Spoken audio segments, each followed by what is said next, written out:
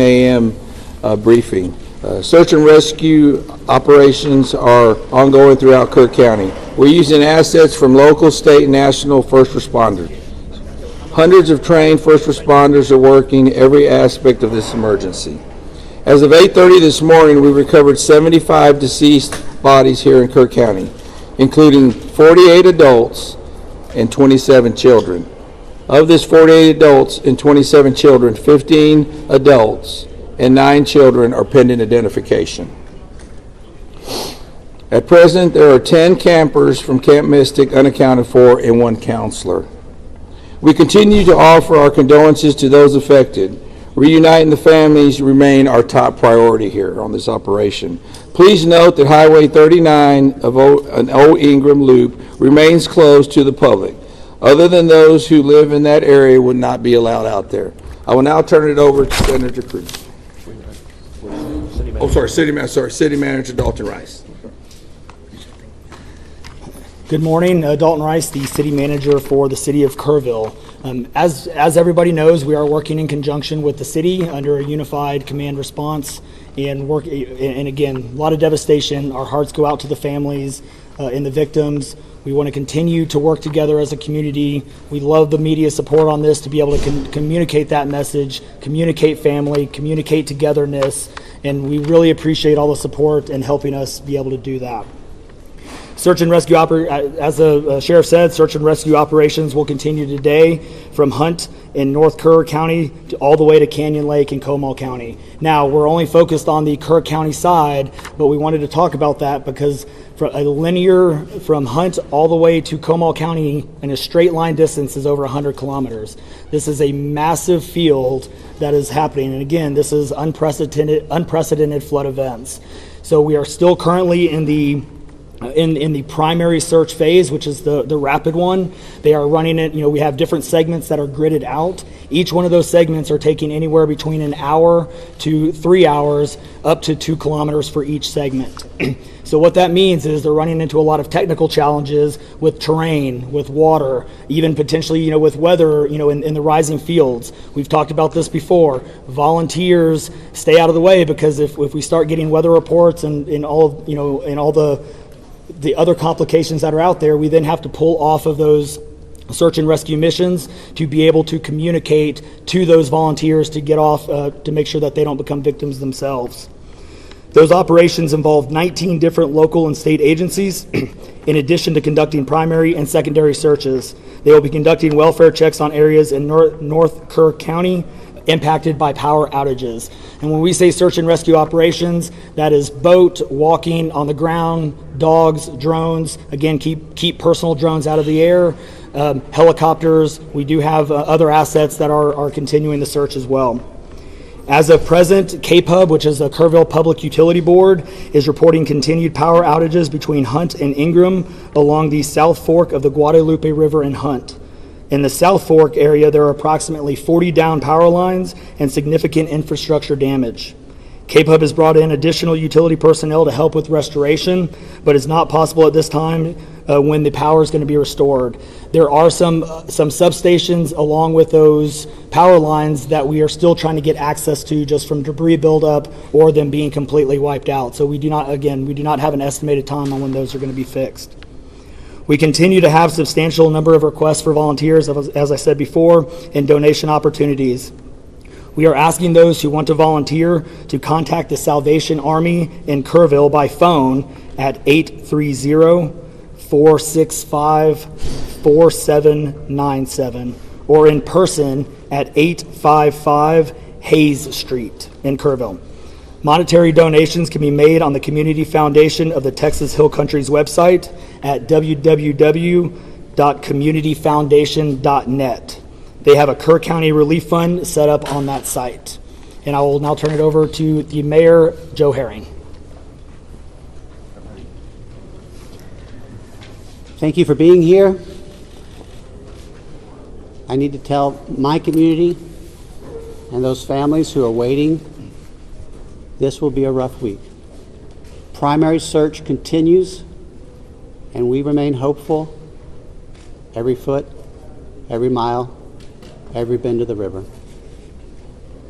Our work continues. You need to know that we have been blessed with help from the community, from the state, and the nation. We have trained experts who are helping in this effort. If you want to volunteer, it is important that you contact Kerrville Salvation Army and register. Dalton gave that number, but I'm going to give it again. 830-465-4797.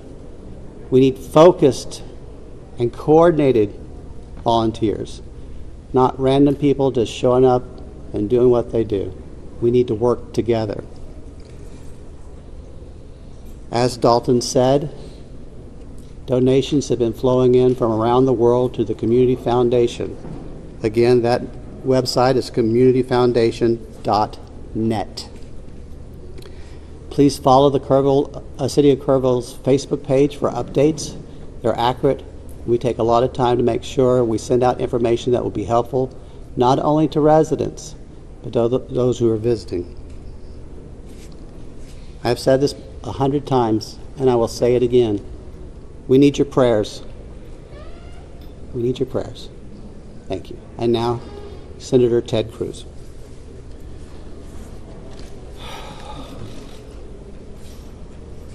Texas is grieving right now.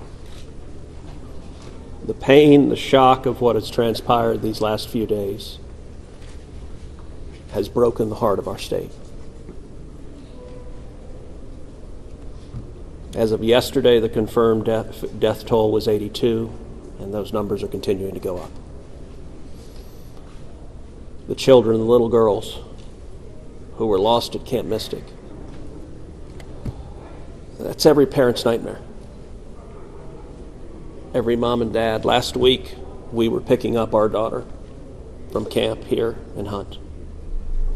Our girls have gone to camp here for a decade. The Hill Country is an incredible part of Texas, part of the country. The natural beauty here is incredible. The camps that have raised generations of little girls and little boys and instilled character and love and faith are extraordinary institutions. And I'll tell you, the pain in our state, and it's every part of the state. You've got Texans from all over the state who were here celebrating the 4th of July. A week ago, this was a time of great celebration. You're dropping your little girl off at camp, your little boy off at camp. You're celebrating Independence Day. You know that your child is going to be swimming and canoes and horseback riding and doing archery and making lifetime friends. And then suddenly it turns to tragedy. For the last several days, I've spoken to multiple parents, scared out of their mind. Do you know anything? Where is my daughter? There's still 10 girls and 1 counselor from Camp Mystic that are unaccounted for. And the pain and agony of not knowing your child's whereabouts it's the worst thing imaginable. But I want to say, in the face of all of this, it is simultaneously inspiring. Every time there's a tragedy, every time there's a natural disaster in Texas, Texans come together. Texas is a big state. We've got 31 million people, and we have hurricanes, we have tornadoes, we have wildfires.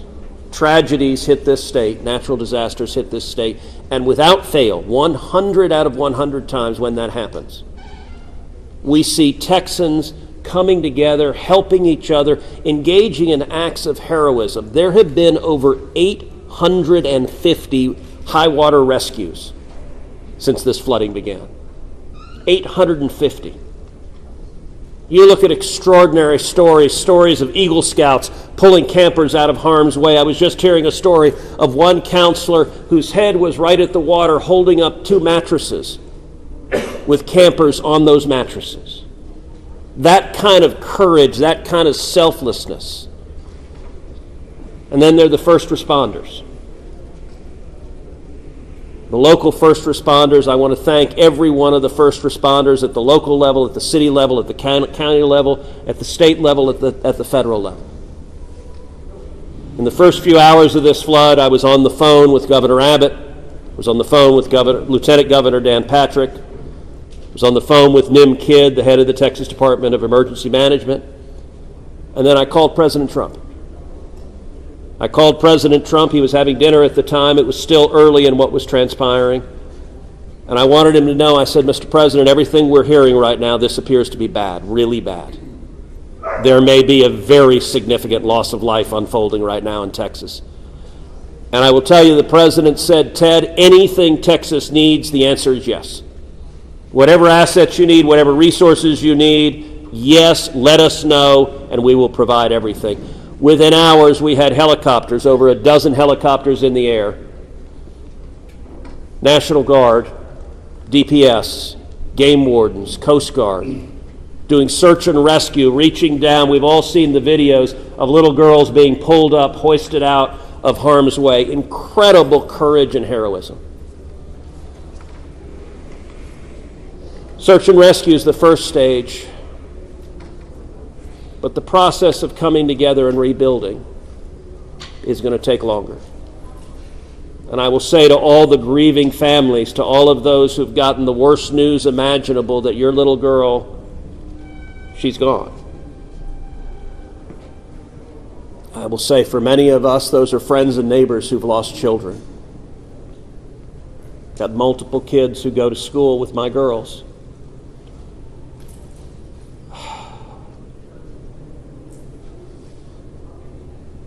The mayor asked for prayers. And I want to say thank you to the millions of Texans, to the millions of Americans, to the millions of people all over the world right now who are praying for Texas and praying for those parents. Going through this grief, it is going to take love, it is going to take friends and family embracing and hugging and holding them while they weep.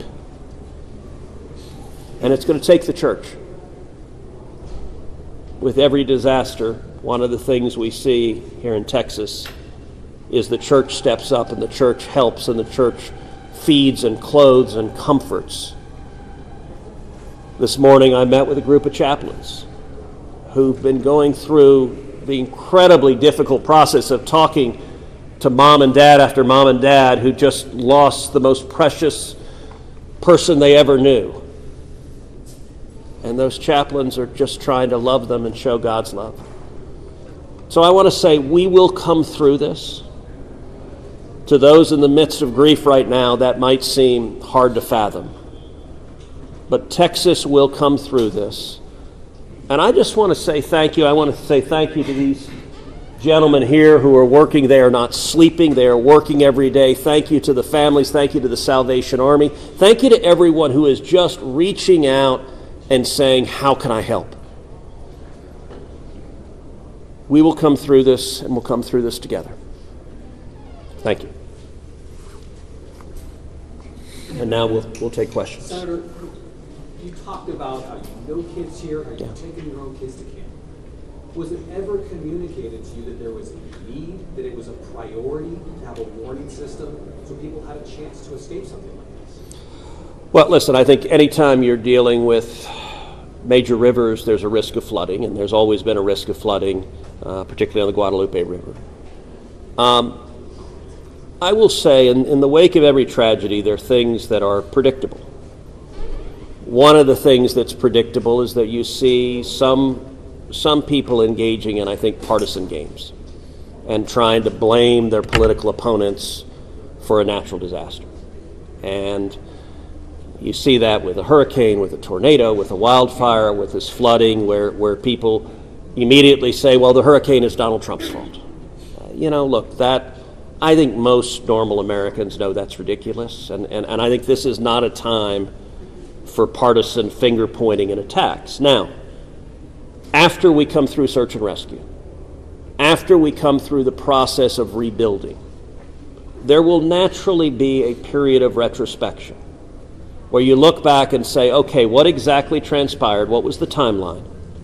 And what could have been done differently to prevent this loss of life? And that's a natural process. I think it should not happen in a bitter and partisan sense, but it should happen in a reasonable sense of saying, what lessons can we learn? And I will give an example.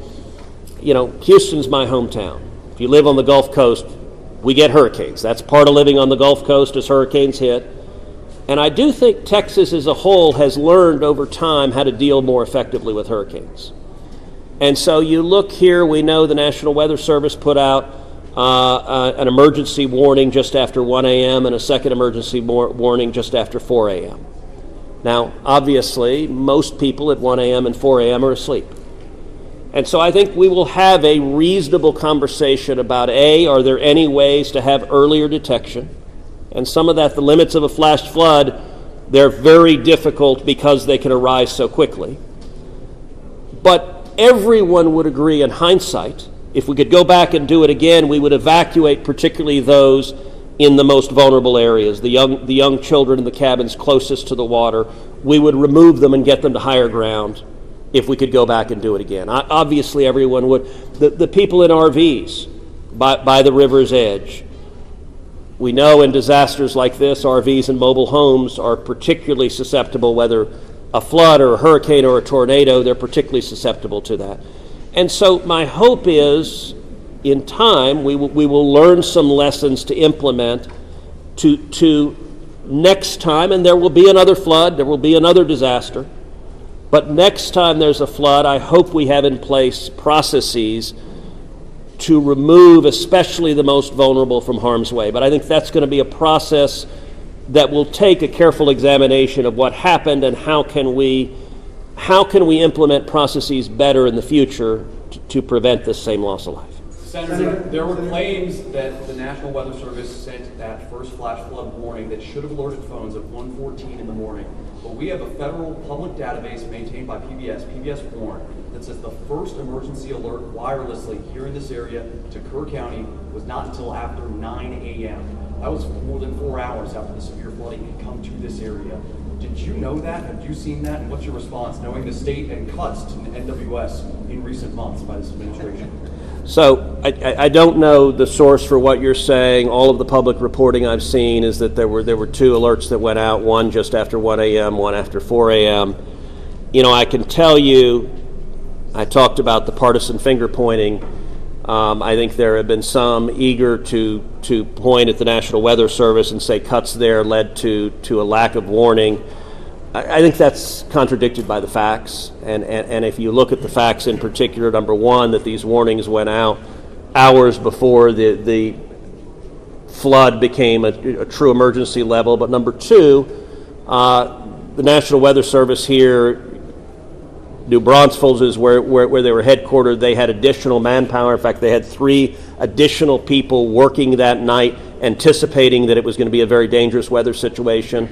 I also think it's worth noting that the National Weather Service Union, which has been very critical of the DOGE cuts, has publicly said that they don't believe that the reduction in staffing had any impact whatsoever on their ability to warn of this event. And so, look, I think it is reasonable over time to engage in a retrospective and say at every level what could have been done better, because all of us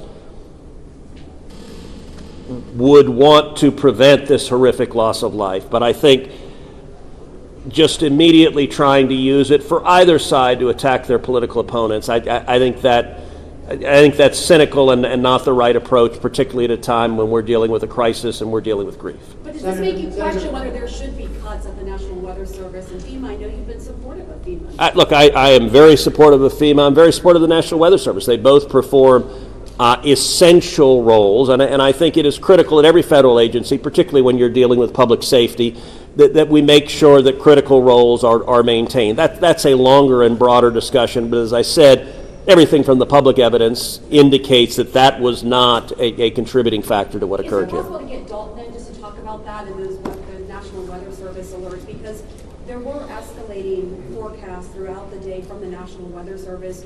What did the emergency managers of the county and other local officials do with that information, starting at 1:15 and onward, where you had the dire river forecast at 6:30? Were emergency managers doing anything to put any processes in place to warn people on the river? So overall, we were preparing for the July 4th, weekend. So we had National EMR on site. We were, basically stood up kind of a incident command post, if you will, to prepare for that event. So everybody was kind of up looking at weather. We looked at the weather before. When you looked at the National Weather Service, flood map, it spanned all the way from the west side of Texas, with Kirk County kind of being in that upper northeast corner of it. And so everybody, including the National Weather Service, was looking at where's the rain going to hit. We know it's somewhere in here, but with rain, especially when you're dealing with terrain, you got to figure out, sometimes you don't know until it falls. So once it starts falling, then you got to figure out, okay, how's the watershed going to do this? How's the science going to work? And when you had that north and south fork that we had talked about before, it all converged into one. We do know that a lot of the camps were looking at this just as much as everybody was.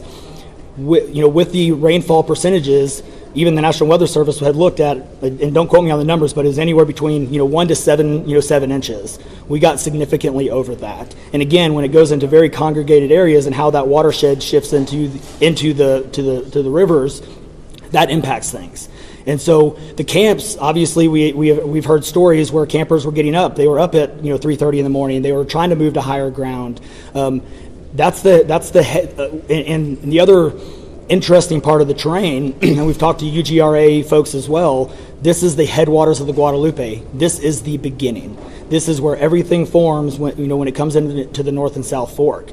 And so as those things develop, it develops very rapidly, very quickly, and this rose very quickly in a very short amount of time. And so those campers that were able to do that, it worked. There's been the other question, and I'll just give this one out. Evacuations. Well, why don't we evacuate? Well, evacuation is a delicate balance, because if you evacuate too late, you then risk putting buses, or cars or vehicles or campers on roads into low water areas trying to get them out, which then can make it even more challenging, because these flash floods happen very quickly. That's what. And so we saw that in 1987, but was there any discussion about evacuation earlier when it wasn't too late? Was there any discussion about that among the officials? So repeat your question. Was there any discussion to evacuate or activate any emergency plans before it was too late, where it would be very dangerous like that? Well, so again, just like disasters in Texas everywhere, it's very tough to make those calls, because what we also don't want to do is cry wolf. We don't want to make sure that we activate it at the right time. It is very difficult, very challenging, especially with this. We're looking at 100 kilometers, right? That's a big straight line distance. That's not even along the river. These areas take a lot of time to get out to. So even when first responders were on the ground at 3:30 in the morning, and we had reports, we had first responders that were getting swept away, actually responding to the first areas of rainfall. That's how quick it happened. First responders who have experience, who are Swiftwater qualified, were driving as soon as the rain started falling, were driving to these areas, and one of them got swept off the road. So what had been done?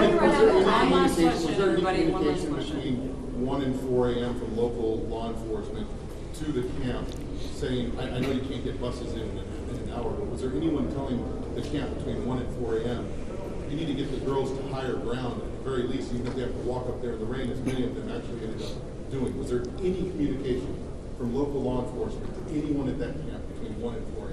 That I don't know off the top of my head. What I do know, though, is there's 55,000 people in Kirk County. Kirk County is a massive, massive area. From here to those camps is 45 minutes on a good day.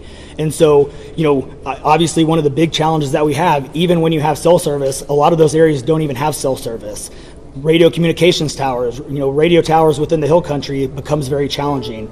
So there's a lot of areas, especially when weather comes in, where cellular towers are down or you already have bad service. So there's a lot of factors that play and a lot of variables in there on communication that, again, I think as we work through this process, we know everybody has a lot of questions regarding what are the next steps and what's next. And I think all of these things, these are all great questions. And as we continue search and rescue and as we continue to move to the next step, we definitely want to dive in and look at all of those things, from cell service tower to radio communications, or emergency alerting. Any of those things, I think we all really need to take a look at and review. And we're looking forward to doing that once we can get the search and rescue and stuff complete. In regards to the total number, before I say anything else, I just want to say thank you to you, all the first responders, everyone involved. We've been praying. Thank you. The community's been praying. The media's been praying. Thank you guys for doing that. I've got two questions. One for you, trying to get an accurate count on number of missing. I know you can't. I know we don't know we don't know what we don't know. Yes. But do we know a rough idea on total estimates that are still missing overall throughout the county? And then one other follow-up. This may be for Senator Cruz. A lot of speculations being made about this being somehow man involved with the weather modification, with some of the rainmaker technology, working with farmland. Do you think any of that, is there going to be any investigations into that, or can you communicate anything on that? Let me answer your first question. I'm definitely turning that second one over to him. So on the first question, with missing persons, so obviously we have the knowns, the can't miss it kids, which is the numbers coming down as the sheriff has stated, and then we have the unknowns. But we don't know what we don't know. We actually have a 5 hotline line. It fluctuates between 3 and 5, but we're working on it. We get calls 24 hours, 7 days a week. We haven't hit the weeks yet, but we're still taking in calls. We are collecting all that information. So we don't have a solid number that we're willing to talk about right now. We do know that it is a lot, because we also are getting a lot of fake calls. You're looking. This is a worldwide discussion, and we're dealing with scammers. Victims' families are being reached out to, saying that they have their kids pay me money. It's heartbreaking. It's absolutely heartbreaking. We're dealing with with mental health issues, where people are calling saying they have visions. All of these things we're dealing with on a day-to-day basis, and we're having to vet this information, and it becomes very taxing on our people. Again, this is an extremely heartbreaking. This is, if not the worst, one of the worst, disasters in this region in a very, very long time, even beyond 1987. And so, but we're best estimate, like dozens or hundreds, or just to give people an idea. A lot. So, Yeah, let me. Yeah, Not to get into the weeds on, people are asking lots of questions, and where should we start the investigation at? To the best of my knowledge, there is zero evidence of anything related to anything like weather modification. And look, the internet can be a strange place. People can come up with all sorts of crazy theories. What I know is a reality is that a whole lot of Texans are grieving right now. I will tell you, I was visiting with one parent who was talking about online, being harassed online because their information was public, that they had a little girl who was missing at Mystic. And look, there are a lot of people who are messed up, and my call for everyone, there's a time to have political fights, there's a time to disagree. This is not that time. This is a time just to reach out, support each other, go volunteer at the Salvation Army, give them money, go volunteer at your church, you know what I did when this happened? Just go hug your kids. Because I got to tell you, I hugged my girls with tears in my eyes, because every one of us who's a parent, there but for the grace of God go I. And nothing will fill the void in these moms and dads' hearts, but they'll make it through it. And every one of us, we have an obligation to come through and help them make it through it. And look, Texas will come through, and let me say, Kirk County, the Hill Country is incredible. It is beautiful. And these summer camps, Camp Mystic is an incredible Texas institution.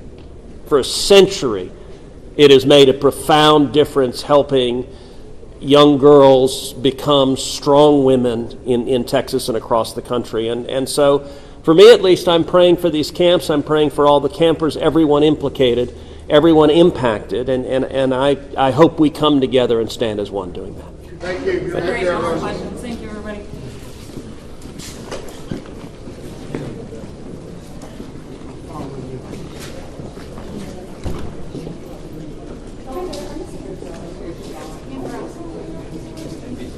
Hey, good morning, folks. If you were not here earlier, I put out some housekeeping notes. I want to repeat that.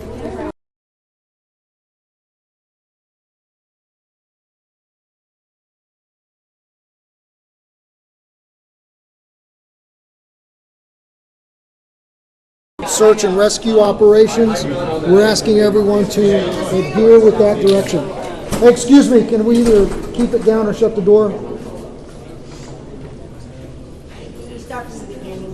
You bet. TFR is still in effect. We can't have the media flying drones. They have interfered with our air operations, and it has to stop. It's our intent to set aside an hour each day to make some of our leadership available to y'all for one-on-one interviews. This is above and beyond these daily press conferences. These interviews